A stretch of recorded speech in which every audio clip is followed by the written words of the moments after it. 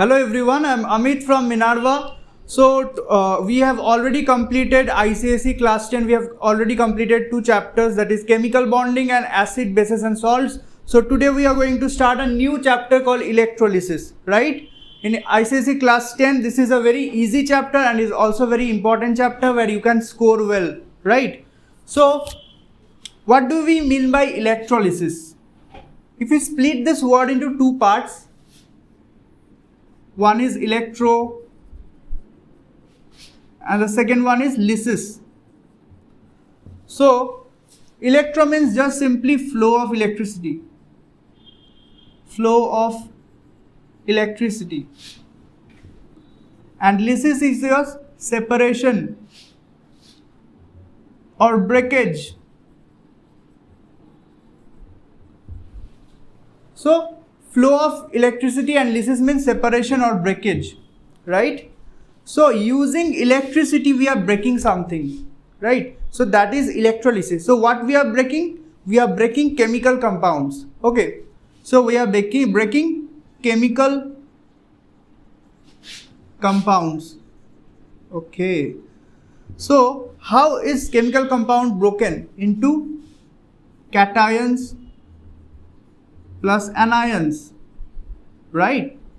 Cations are positively charged and anions are negative. Is it clear to you? So electrolysis is the process of separation of the constituents of the chemical compounds into cations and anions using electricity, right? So this is nothing more than that. So this is all about electrolysis. So what we are breaking? Okay, the chemical compounds that are used for decomposition are known as electrolytes. Okay, what are they? Electrolytes, right? They are electrolytes. So what are electrolytes? We are applying electricity.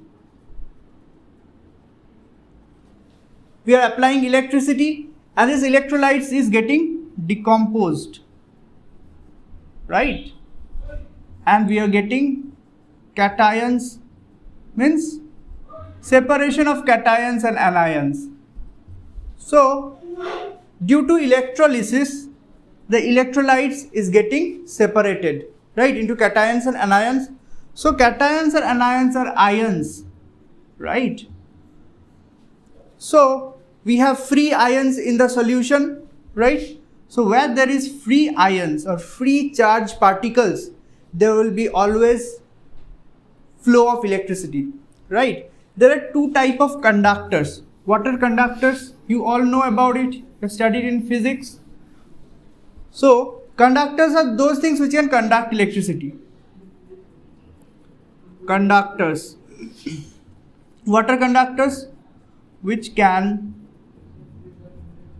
conduct electricity, right?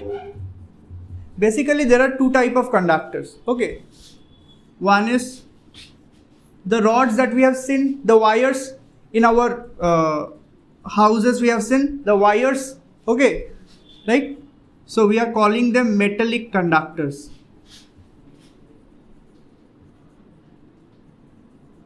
Why do metallic conductors conduct electricity? Because they have free electrons, right? So those free electrons are responsible for the conduction of electricity in metallic conductors. But there is another type of conductors which is electrolytic conductor. Okay. So what is electrolytic conductor? We have all heard the statement that salt water is a good conductor of electricity, right? Salt water is a good conductor of electricity. So salt water is a kind of electrolytic conductor.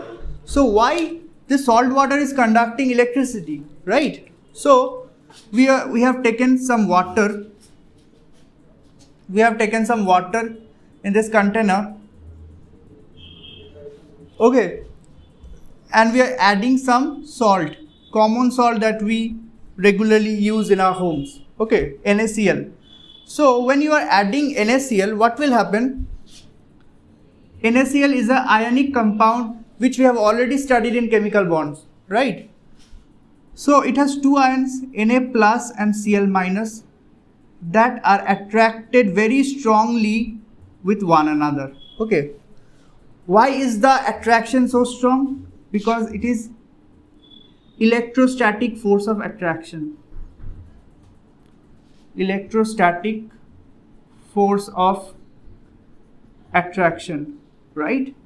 So that's why they are attracted with one another so strongly. We cannot separate them easily. So they need to be separated first. After that they can conduct electricity. Because if they are not separated, the ions are not free to move. And if the ions are not free to move, they cannot conduct electricity. So when they are taken in water, the salt gets solubilized. The salt gets dispersed in the water. Why that dispersion is taking place? Because we have Na plus and Cl minus, okay, strongly attracted towards one another. So when they are going to the water medium, water is coming in between of them and helping them to separate. What water is doing?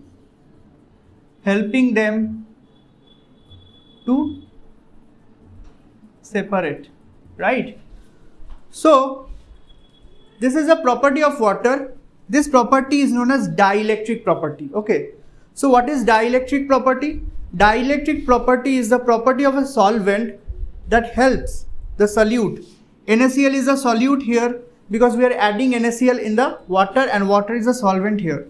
So dielectric property is the property of a solvent that enables the solute to get dissociated, right? So water has very high dielectric constant. It has a value. So since it has a very high dielectric constant, it can easily separate the opposite ions, cations and anions from one another, right? So when we are adding NaCl into water, so they are completely separated into Na plus and Cl minus, right? So they are right now, they are not rigid, they are not so strongly attracted when they come into the water, okay, because they are free to move now. They can go wherever they want within the solution. They are free to move, okay. So these are charged particles, Na plus which is carrying positive charge and Cl minus which is carrying negative charge, right? So they can help in the conduction of electricity because they can move. When charged particles move, that helps in the conduction of electricity. So electricity can be easily passed through this solution, right? So salt water is a good conductor of electricity, and the salt we are using here to get dissolved is known as electrolyte, okay, because so electrolyte is something which get ionized or dissociated, right, which get dissociated when added into a solvent, right? So electrolyte is something that get decomposed or the constituent ions get separated in presence of a solvent. So those are electrolytes and which can conduct electricity, right? Why they are conducting electricity? Due to the movement of free ions, they are conducting electricity. So electrolytic conductor conducts electricity due to movement of free ions, okay. So two things we have to see.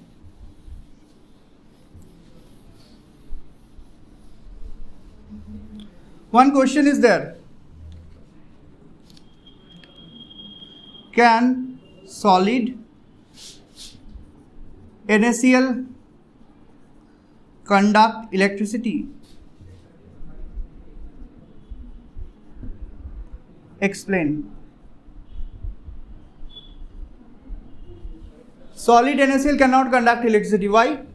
Because in solid state, the opposite ions are attracted very strongly with one another, right? So it's very difficult in solid state to separate them. And so in solid state, the ions are not free, they can conduct electricity, right? But when they're coming in liquid state or solution, as we have seen that we are dissolving NaCl into water. So what is happening there? Separation of ions. Okay? Separation of ions. And for that reason, what is occurring? Ions are free to move. Why they are free to move? Because the attraction between the positive ion and negative ion has decreased, is reduced due to the presence of water in between them, right? So that's why the ions are free to move and they can conduct electricity in solution.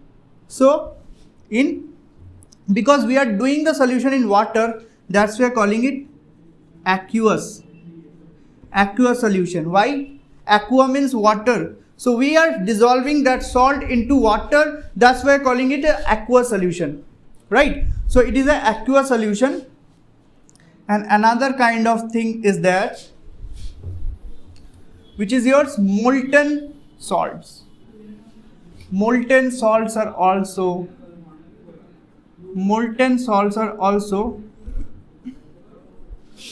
good conductors.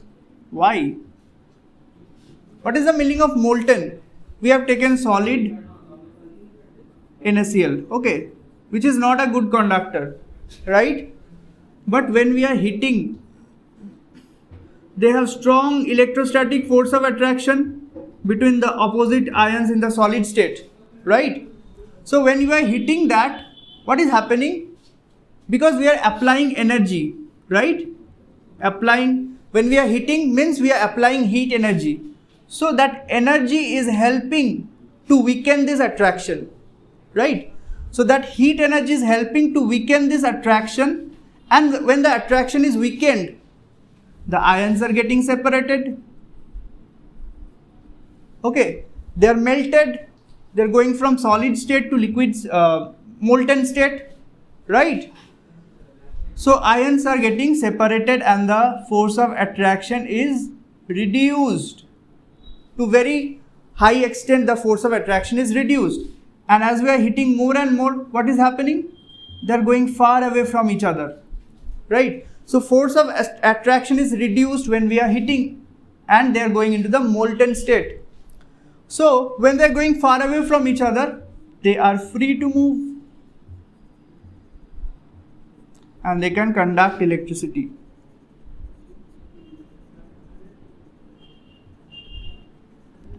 Right? So we will see in this chapter more about electrolytes. We will not see more about metallic conductors, but we will see more about electrolytes and electrolytic processes. Now students, we are going to see the types of electrolytes, right? So there are two types of electrolytes. One is strong electrolytes, and another is yours weak electrolytes. Okay. So what was the work of electrolytes? Like they are getting dissociated in water. They are getting dissociated in a solution. So why we are calling it a strong electrolyte? Because for example, NaCl is a strong electrolyte. Okay. So strong electrolyte is something. NaCl is a solid that we eat every day, right? It is a common salt plus water. When we are dissolving this NaCl in water, what is happening?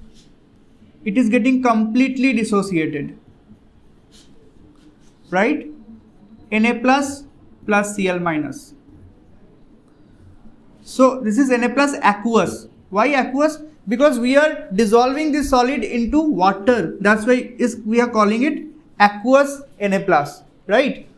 So when this electrolyte is getting completely dissociated into ions, means 100% dissociation, that means just see, when you are dissolving salt in water, do you find any solid stays in the water? No, that salt get completely mixed. Why it is getting completely mixed? Because it is completely dissociated into ions and mixing with water, right? So there is no solid remains in that solution, right? So that's why we are calling 100% dissociation, and there is no solid found. So that's why we are calling it strong electrolyte, right? So in strong electrolyte, only ions in solution. No molecule of NaCl will be found then, right? So, like in strong electrolyte, all the compound is dissociated into ions. That means we have large number of ions. Large number of ions when strong electrolyte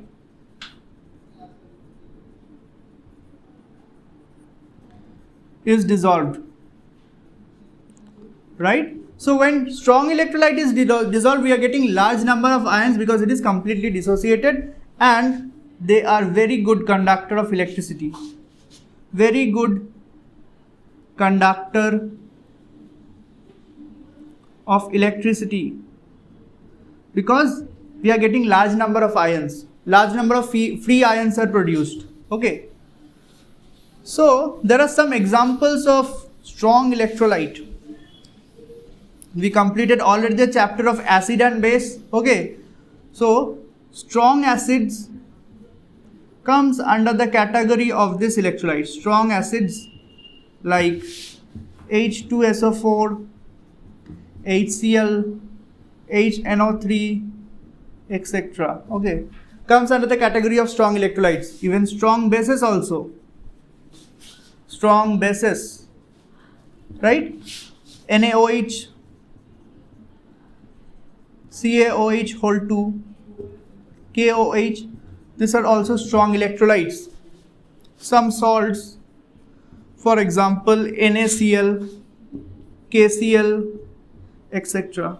Okay, these are also strong electrolytes, strong acids and strong bases and some kind of salts. Okay, they are strong electrolytes because they are getting completely dissociated. Now we'll see what is weak electrolyte.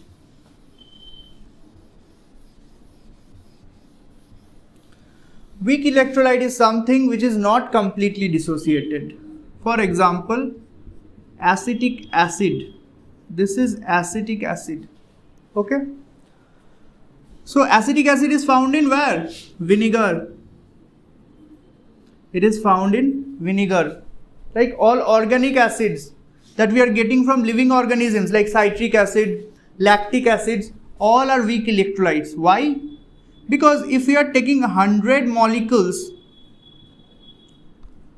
of acetic acid and we are dissolving it in water. Okay, among the 100 molecules, around, you can say, 30 molecules will get dissociated, gets ionized. Around 30 molecules will get ionized. The rest of the 70 molecules will remain in the previous form. Okay, remain as CH3COOH. Okay, so these are not 100% ionized. This kind of molecules are not getting ionized 100%, right? So that's why we are calling it weak electrolyte. Why weak electrolyte? Because they are weakly ionized and they are giving less number of ions in the solution. And because they are giving less number of ions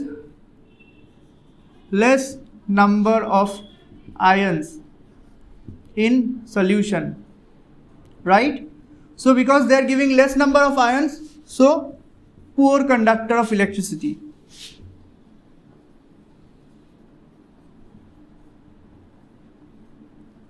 Poor conductor of electricity, right? Is it clear to you? So this weak electrolyte, let us give some example. Let me give some example of this weak electrolytes. all weak acids is all organic acids that we get from living organisms. All weak acids, weak bases, and some salts are weak electrolytes. What are some weak acids? Acetic acid, lactic acid that we get in milk or curd, formic acid. Do you know where we get formic acid? It's from the ants. We get formic acid in the ants, right? So some weak bases are NH4OH, ammonium hydroxide is a weak base, right? So there are many weak bases. Okay, so weak bases are also weak electrolyte because they are very weakly dissociated or weakly ionized, right?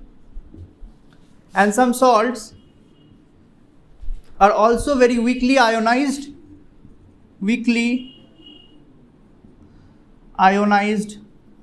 salts, like Na2, sodium carbonate, is a weakly ionized salt, right? So they are coming under the category of weak electrolytes, right? So students, now we'll see the electrolysis of sodium chloride. Okay, the electrolysis of sodium chloride. Okay, so before going that, we'll learn little by little some terms also. Okay, so we will take one container. Okay, it is made up of silica. Okay, it is made up of silica. So why we are taking silica? Because it is heat resistant.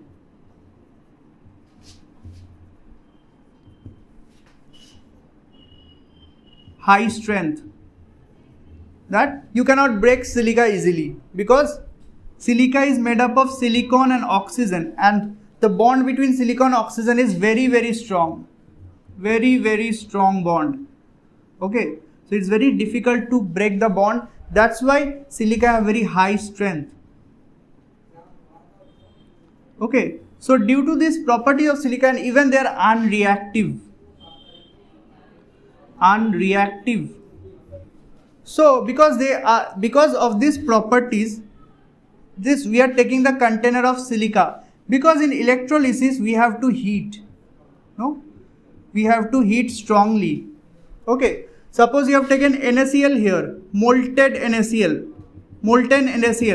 Okay, so to melt that NaCl you have to heat it very strongly, because NaCl is an ionic compound which has high melting point, because they're attracted by strong electrostatic force of attraction. So you have to heat it, like you have to give a large amount of heat to melt this NaCl, right? And if you just use a glass container to melt this, it will break. So that's why we are using silica, because it is heat resistant, high strength and unreactive. So the NaCl that we are taking here, it will not react with the container. Okay, so if it react with the container, what will happen? The electrolysis, our main purpose, will not be fulfilled. Okay, so this is molten NaCl, right? And we are taking two rod. Okay, one is your cathode. This is your cathode. Cathode is negative, right? And another rod is there which is anode. Anode is positive. Why they are negative and positive? Because the cathode, we are connecting it with the negative terminal of the battery. Battery have two terminal, one is negative and one is positive, right? So we are connecting the anode with the positive terminal of the battery, right? So that's why anode is positive and cathode is negative, because we are connecting cathode with the negative terminal of the battery. So just for your easy to remember, okay, to make the thing easy to remember for you, I will tell you to remember these two things. NCR, which says negative cathode reduction. That means cathode is negative and reduction is happening in cathode. Okay, so that I will explain later what is reduction and what is oxidation. And POW, which is positive anode and oxidation, right? So anode is positive and cathode is negative, right? And okay, so anode is negative. For anode we are using NCR, and for cathode, for cathode we are using NCR, and for anode we are using PaO. Just to make you remember the thing, this is just a trick. Okay, now oxidation is happening in cathode. What is oxidation? You have to remember another two tricks, RIG and oil, rig and oil. Okay, what is RIG? Reduction is gain of electrons. Okay, reduction is gain of electrons, and oxidation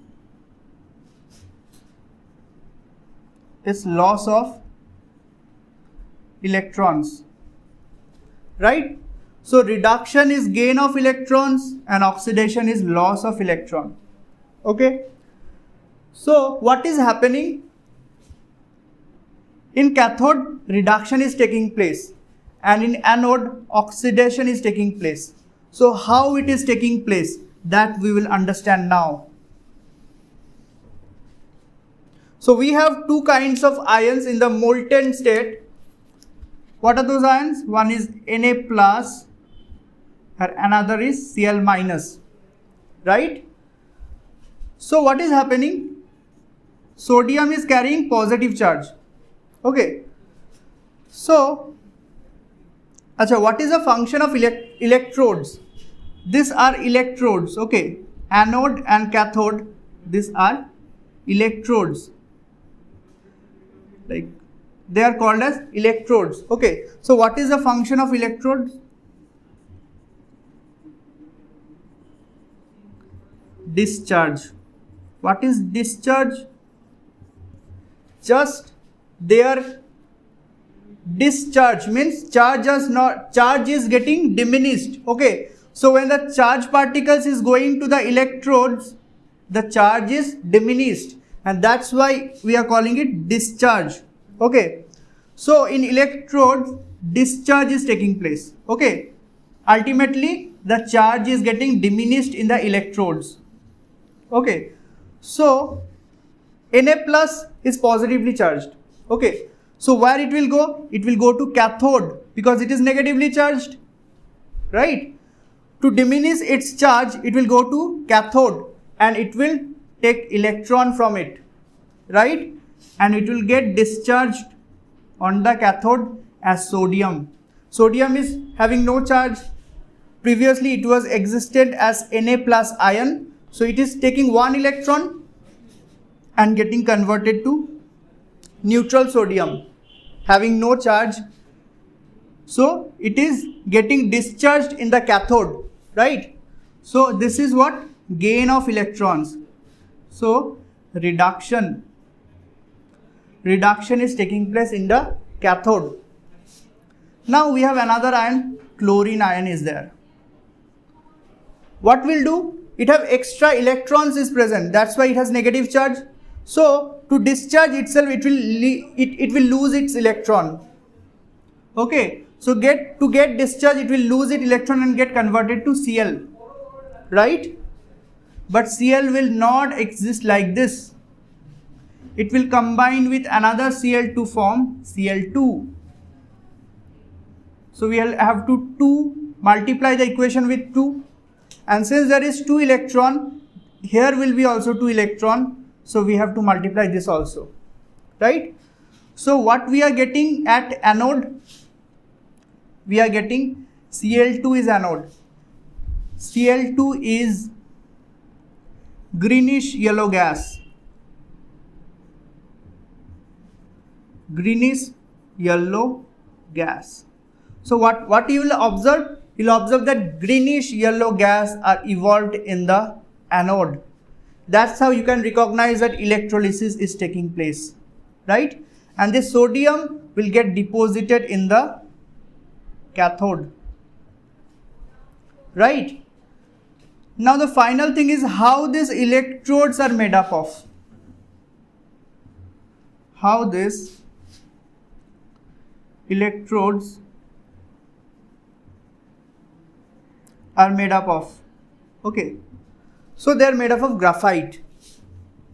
Why graphite? Graphite is a form of carbon which are unreactive or inert. That means they are not reacting with the solution, molten NaCl. Okay, if the electrodes are also reacting, then what will happen? They will also take part in reaction and they will hamper the electrolysis. Okay, that's why we are taking graphite electrodes which is inert in nature and does not take part in reaction. Now we will see another electrolysis which is of lead bromide. Another electrolysis of lead bromide.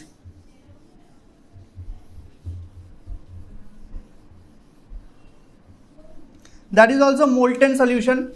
In molten state we will see. Okay, so lead bromide. Similarly, we will take a silica container and this is yours molten lead bromide, right? You are heating this to convert it into molten state, right? Two electrodes are there, one is cathode and one is anode. Cathode is connected to the negative terminal of the battery.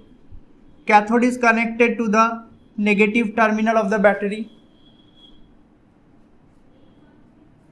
And anode is connected to the positive terminal of the battery, right? So this is cathode, this is anode.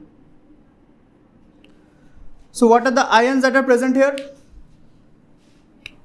One is your Pb2 plus and another is Br minus. Okay, so two ions are present here.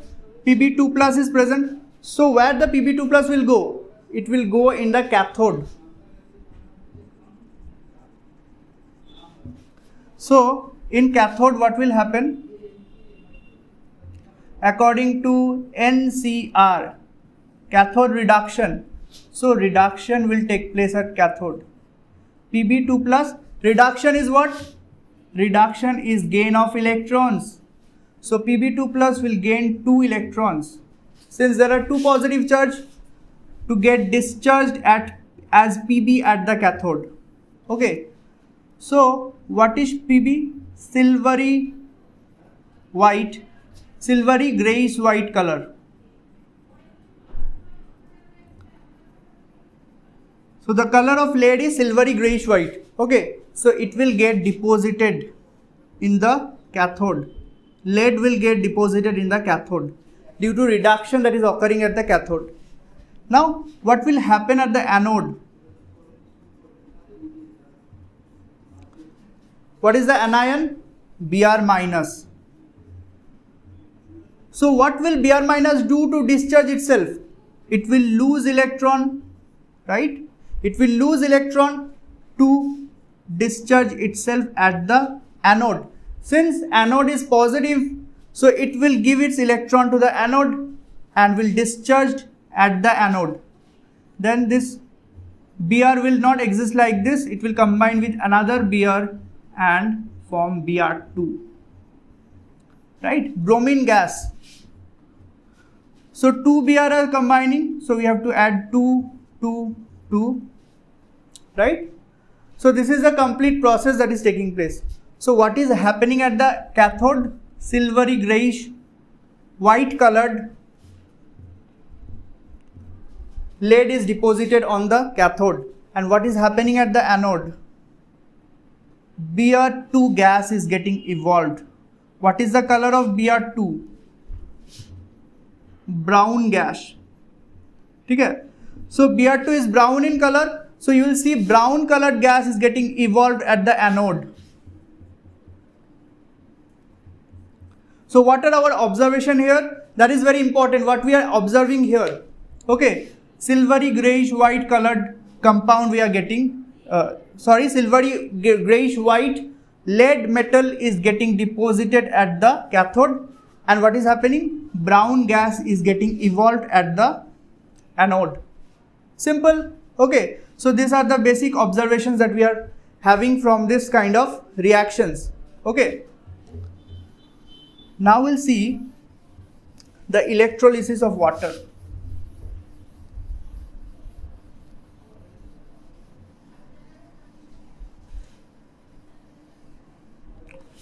Now we'll see the electrolysis of water. Now, water is a covalent compound. If we take in a container water only, pure water you are taking, okay, it will not dissociate into ions. Okay, it will exist at H2 only because it is a covalent compound. Okay, so if you add some acid, acidified water, so in pure state water is not an electrolyte, right? In pure state water will not get dissociated, but when you are adding a small amount of acid, that acidified water is an electrolyte. So what to conclude here? Water itself is not an electrolyte, but when some acid is added to that water, that acidified water is an electrolyte, right? So when you are adding acid in water, we are getting an electrolyte, right? So we are drawing a container like this where electrolysis will take place. We have taken acidified water here, acidified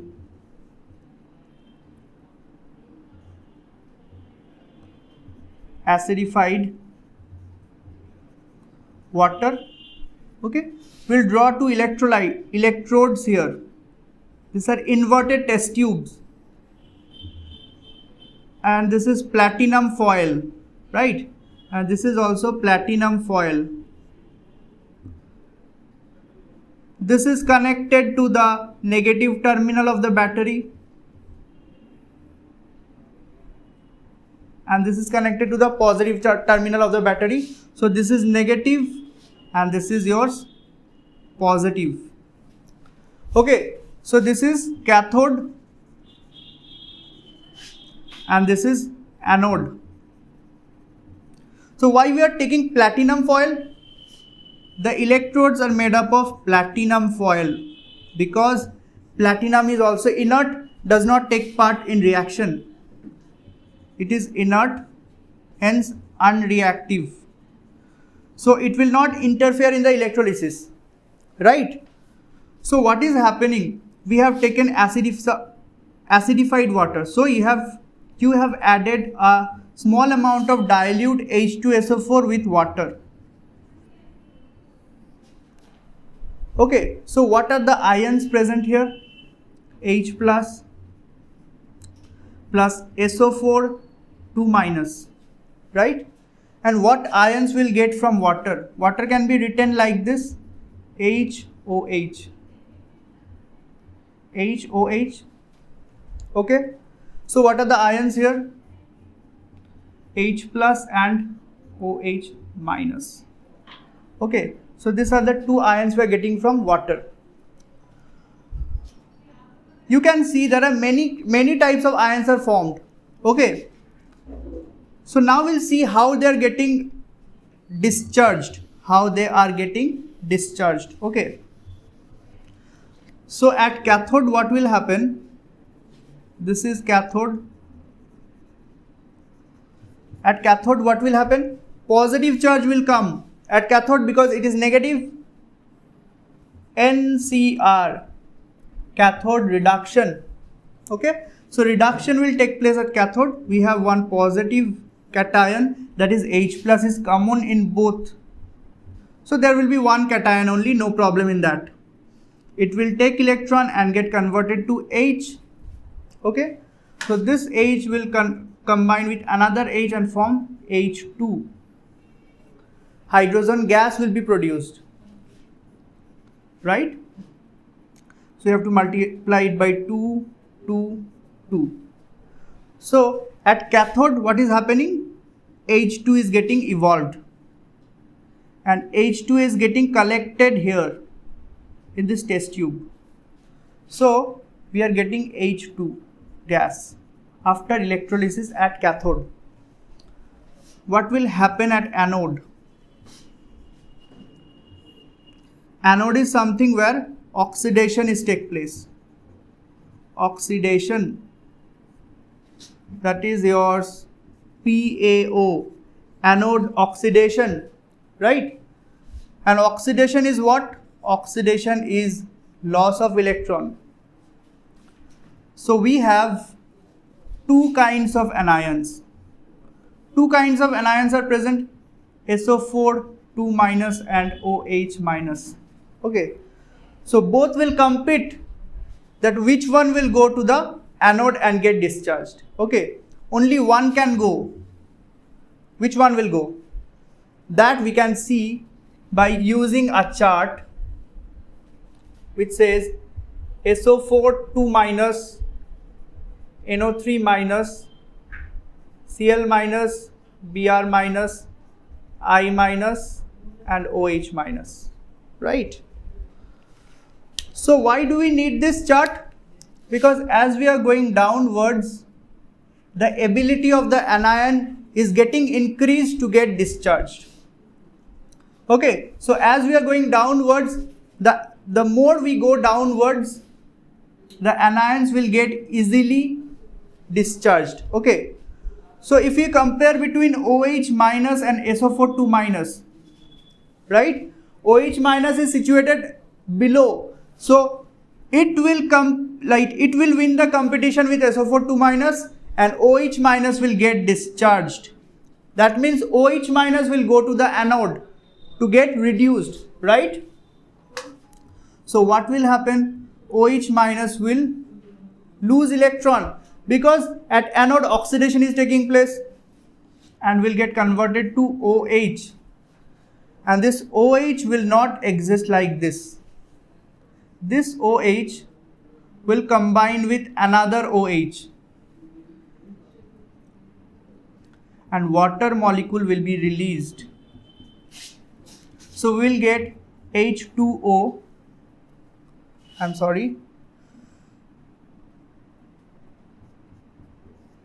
So water molecule will be released like this and we will get oxygen. This is nascent oxygen because only one atom of oxygen is present. So which is not stable, which will combine with another nascent oxygen and will form O2, dioxygen, which is stable, right? So since two atoms of oxygen are combining, so here we have to add 2, 2, 2, 2. So 4 OH, 4 OH, 4 electron, 4 OH minus. Okay. So since 4 electron will participating here, so here also 4 electron have to participate. So we have to make it 4, 4, 4, 2, 2, we have to make it 2, right? So just see, compare. At cathode, H2 is getting evolved and at anode what is happening? Oxygen is getting evolved. Just compare between the two. Here 2 molecules of H2 is getting evolved.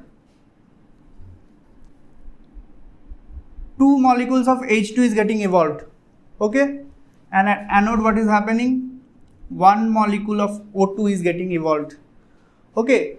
So the amount of O2 that is getting evolved in anode is half of the amount of hydrogen that is getting evolved in cathode. So 2 volume of H2 will get evolved in the cathode, and 1 volume of O2 will get evolved at the anode. Okay, so the ratio will be H2 is to O2, the ratio will be 2:1. Okay, the amount of H2 will be double than that of the O2 in electrolysis of water, right? This is also a very important question in your exam, that what will be the amount of hydrogen and oxygen that are getting evolved. So you have to memorize this part. Just simply like this you can do. Split water into H2 plus O2. Okay. Then after that balance it. Add 2. From here we can get 2:1. In this ratio they are getting evolved. Right, students? So this is our class for today. I hope that you have all understood. If you have any doubts or questions, you can send mail to us and get back to us, whatever be your doubts or problems. Thank you, students, and all the best for your studies.